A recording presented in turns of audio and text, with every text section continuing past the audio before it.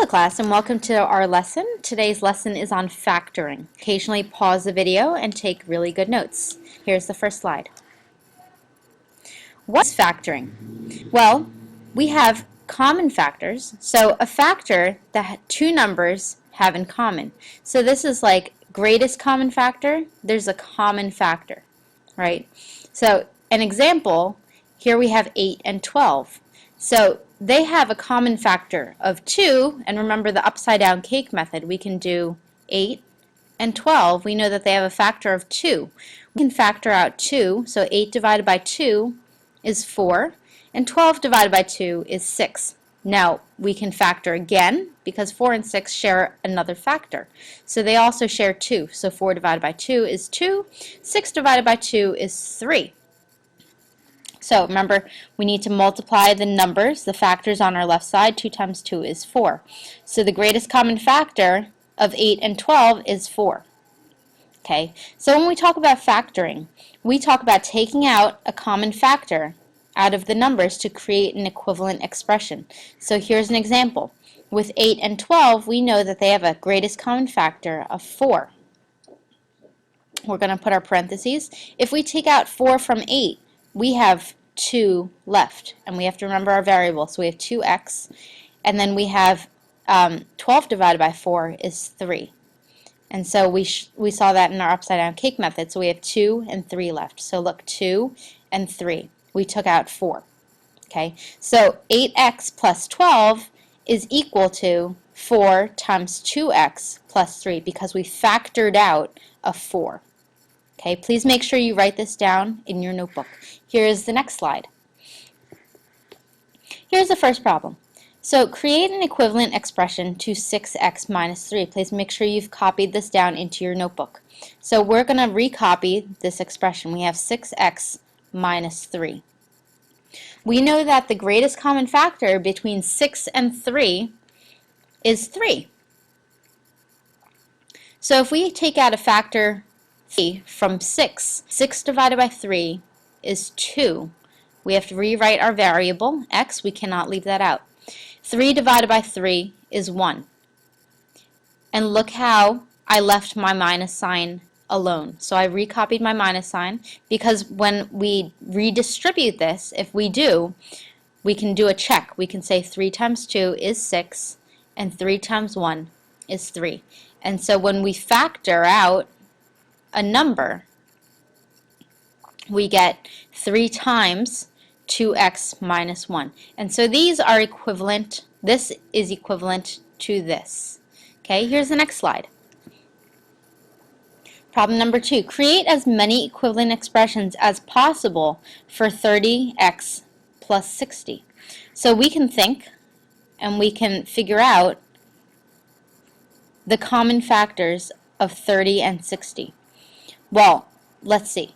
Factors of 30 are 3, 6, 5, and I'm going to put 10 here because 6 times 5 is 30 and 3 times 10 is 30. We also have, what else? 15 times 2, and I think that may be it, 1 and 30.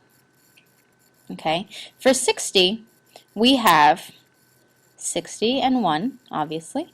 We have 20 and 3. We have 15 and 4. We also have, let's see, 60 and 1, 20 and 3, 15 and 4. We also have 2 and 30.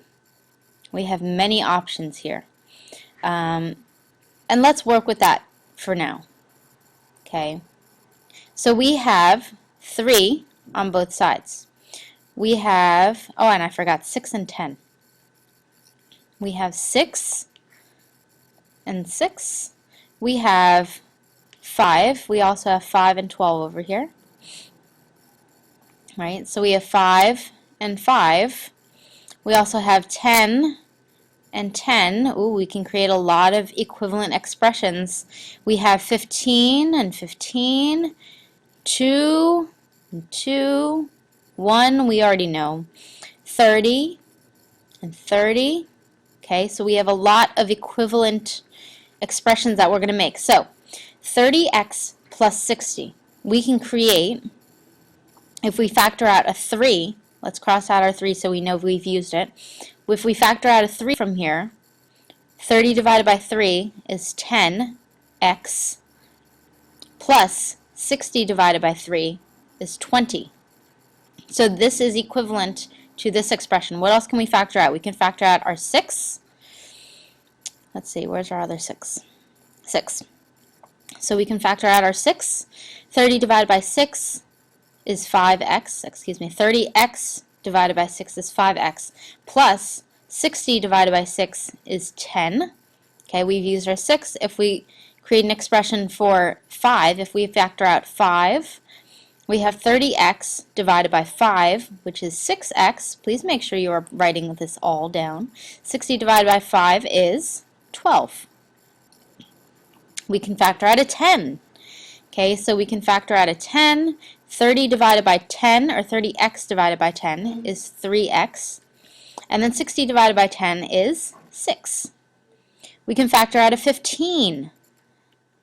15, okay, 30x divided by 15 is 2x, plus 60 divided by 5 is 4. Okay, we can also factor out a 2. So 30x divided by 2 is 15x. 60 divided by 2 is 30. Okay, and we can factor out this 30. And I think that is our last one. So we have 30. 30x divided by 30 is 1x, so we can just write x, plus 60 divided by 30 is 2. Okay, if you need to re-watch this, please make sure you do. Here's our third problem. The area of a rectangle is 12x plus 10 square inches. What could be the two side lengths of the rectangle? Okay, so if our area, we know to find area, we need to multiply. Okay, so if we want to figure out the two side lengths, or two possible side lengths, we could just factor out a number out of this expression. So we could say 12x plus 10. We can factor out a 2. Okay, because I think that is our, so 12x divided by 2 is 6x, plus, we bring down our sign, 10 divided by 2 is 5. And so one side can be 2, and the other side could be 6x plus 5.